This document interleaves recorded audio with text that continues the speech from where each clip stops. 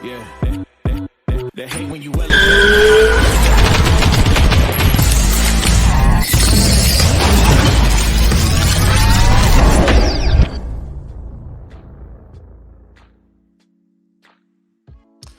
ATP, what it do with your boy Rain? Yes, at ATP Combat Media Show. Shout out to all my subscribers. If this is your first time tapping into this content, look, I'm gonna invite you to go ahead and hit that subscribe button. Hit your bell icons as well, so you are getting alerts when this content is dropping. Perspective, we are still moving along this process right now, and it seems like Lamont Roach and Tank Davis is getting this much closer to being signed and made official, right? I mean, it's pretty much made official at this point. Tank Davis is kind of referred to his social media and let it be known this fight is going to happen, and so has Lamont Roach is sort of addressed it as well, right? But we haven't gotten an actual confirmed, right, media laid out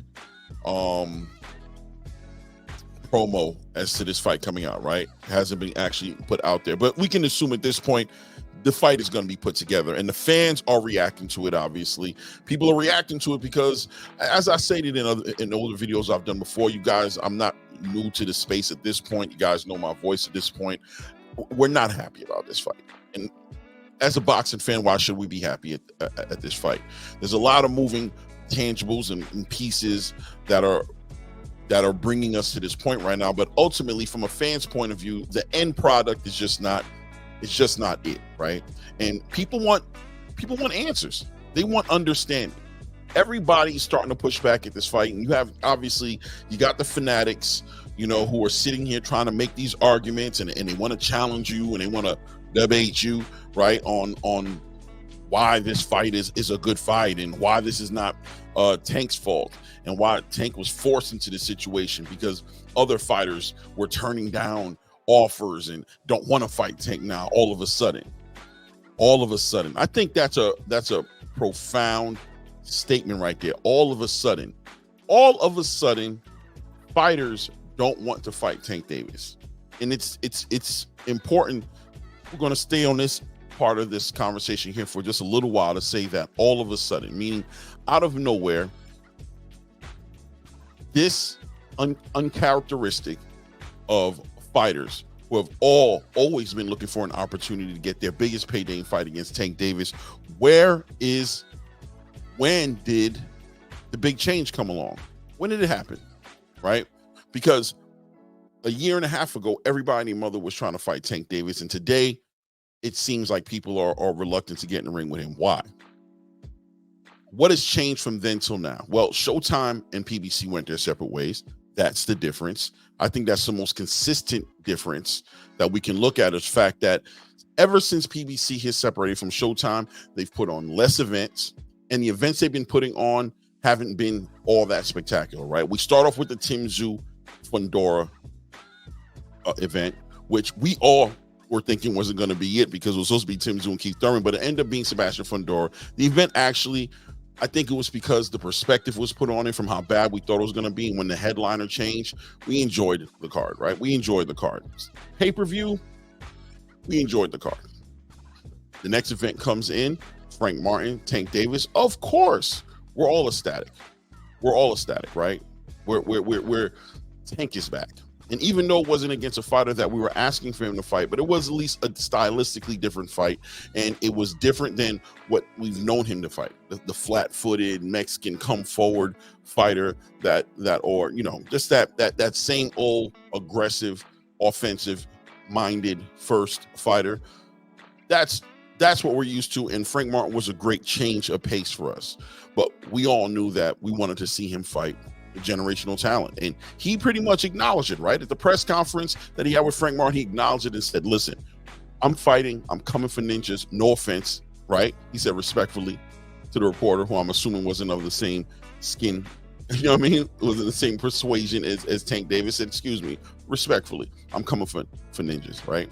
I'm coming for ninjas. What did that mean? I'm coming for Devin. I'm coming for Shakur. I'm coming for Loma. I'm coming for Tiafimo. I'm coming from all those guys that you guys said that I don't want to fight or that you think can beat me.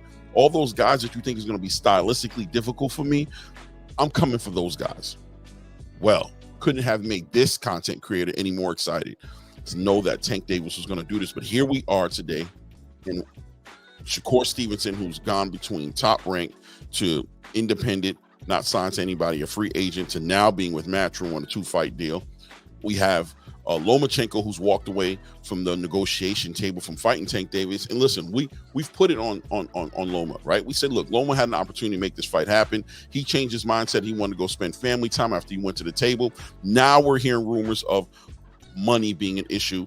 He wasn't happy with the way the deal was looking, but it doesn't make a difference. You came to the table, didn't negotiate it. You decided to walk away. We'll call Loma a duck. Shakur Stevenson said, listen, you reached out to me. I confirmed my availability, told them that I was willing to fight Tank. Never got a call back. Raul Venezuela got a call. Never got a call back, right? Was offered the fight at 135, said, listen, I ain't got enough time. I don't got enough time to come down to 135. I'm a 140 champion. That's not going to make sense for me. Plus, I was hearing rumors of rehydration clauses and things of that nature, but don't quote me because I wasn't there or participating in any meeting or conversations that Raul Venezuela was having, with Tank Davis's representation. But this is the rumors going on out there. Rumors are going around that De Los Santos had a hurt hand, and this is the only reason he couldn't be put in a fight. And here you got Cello coming out, who's De Los Santos' trainer, saying that's couldn't be further from the truth. We're ready to take that fight. They walked away on their own. They decided to go with Lamont Roach, I guess. And even Cello had to question and say, listen, I just don't understand why would he bring up a 130-pound champion to fight him. Now, everybody wants to emphasize on Lamont Roach being a champion. He's a 130-pound champion, right? He's not a champion of all divisions, right? Lamont Roach is a 130-pound champion. In the 135-pound division, he's not ranked. He's not considered. We never even thought about Lamont Roach coming up to fight Tank Davis, no less anybody else. Far as I know, last time we checked, Lamont Roach was competing at 130. He should be looking at Navarrete or Shaq Foster, right? We were hoping maybe see him against a Raymond Ford. We had all kind of fights that we want to see Lamont Roach be involved in. He's an up-and-coming guy. Opportunities are there for him in his own division to make his name. Nobody predicted Lamont Roach coming to 135. Emphasizing that, of course, Tank Davis said he had a list. This list, of course, being the fighters that I mentioned earlier. But where are those fights? Where are those offers at? The fans about had it. You want to put this fight together, saying that it's a DMV clash of the DMV guys, right?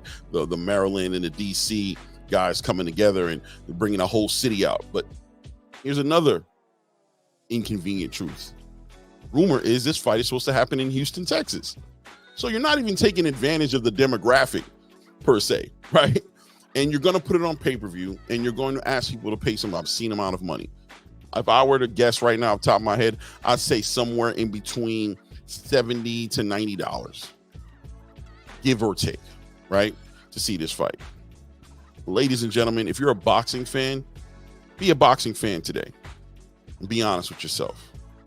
There's nobody going into this fight thinking that Lamont Roach has any chance to win this fight. And let's add to this. Let's compound the issue that this could present itself. Could you imagine if Lamont Roach did win this fight? If he did beat Tank Davis, what an upset. That'd be the upset of the year, at least minimum, right? If not the upset of the damn decade, right? But what does that do for Tank? Why not fight somebody great? If you lose against somebody great, it's so respectable. You lose against Lamont Roach, what is that going to say? It's going to be a cherry pick that went bad. Everybody knows what this is. And this fight just reeks of desperation and reeks of no choices other than this fight. Why? Where were the offers at? Where in the world were the offers at? Now, with the coming months coming up, you're going to see it. You're going to see it all across the space. You're going to see all the Tank Davis fan base platforms trying to sell you why this fight makes sense, why this is a great fight. This is a tune-up fight. This is a stay busy fight. What are you talking about? He's fighting a champion. It's nonsense. Let them keep kicking after they want to, but the reality is it's nonsense. And respectfully, this is not hate on Tank Davis, but this is accountability being held up to him to say, listen, we're past the games now. We've seen you. We know who you are. We want to see you against those fights. In my heart, I still believe Tank Davis wants those fights, but there's something getting in the way. There's something getting in the way of these fights being made. I don't want to hear about fighters going to other promotional teams and, signing across the street with other people. And this is nonsense, brother. It's nonsense. We ain't hearing none of that, bro. Ain't none of that. Tank was in the middle of negotiating with Vasily Lomachenko, who's a top-ranked fighter, right? The face of boxing doesn't care about what promotional team you're under, whether you're PBC, whether you're the top rank, your Matchroom, your Queensberry, your damn whatever the hell you want to be, your Golden Boy, your whatever, whoever the guys are, whatever the big names are, you're independent. That doesn't get in the way of fighters making fights. That may get in the way of promotional companies making fights, but the face of boxing is bigger, supposedly, than a promotional company. Canelo Alvarez is bigger than PBC. He's an asset to PBC because of what he brings to the table, but he's way bigger than what a PBC would be. He makes the fights that he wants to make. Canelo's last two fights was A, against Edgar Berlanga, who's a Matchroom fighter, B, against who was it that he just fought? Jaime Munguia, who's a Golden Boy fighter. The face of boxing doesn't care about cross promotion. This doesn't get in the way. Don't let these fanatics sit here and sell you this story about how you're not where you're supposed to be and all this. I was about to say something, right? I was really about to say something. I had to catch myself, right? But there's some people who are very comfortable and they're in a jail without a jail cell around them, right? With no bars. They're just in a jail. They've been programmed, they're conditioned, right?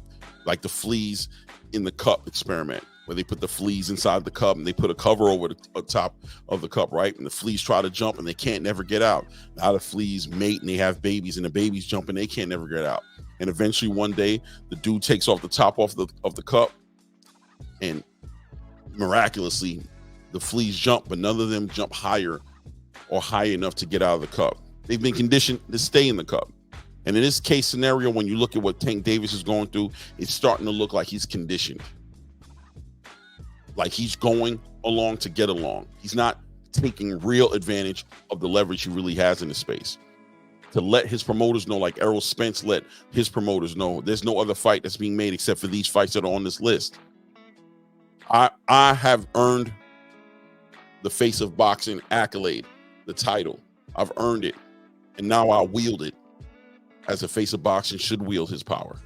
Tank doesn't seem to have consciously put himself in position to say, listen, not only am I the face of boxing and this is a great thing when people are celebrating me, but it comes with power. And no longer are we going to move to the beat of somebody else's drum. We're moving to the beat of my drum. I left Mayweather Promotions. I'm my own promotional company. I secured a deal different from anybody else on the Amazon Prime PBC deal. Only Canelo Alvarez is my peer in this conversation. He hasn't done it yet. And we're going to be left as the fans. We're the ones who are getting robbed here. I'll say it. Hustled here to pay $90, $75, $79.99, whatever the price is going to be to see a fight that we know is not pay-per-view worthy. It's not generational talent worthy. It's not a fight for Tank Davis. Respectfully to Lamont Roach, respectfully, I think you're a great fighter, without a doubt. I think you have great things that you're going to do. But unfortunately, in this conversation, this is not where we had you in.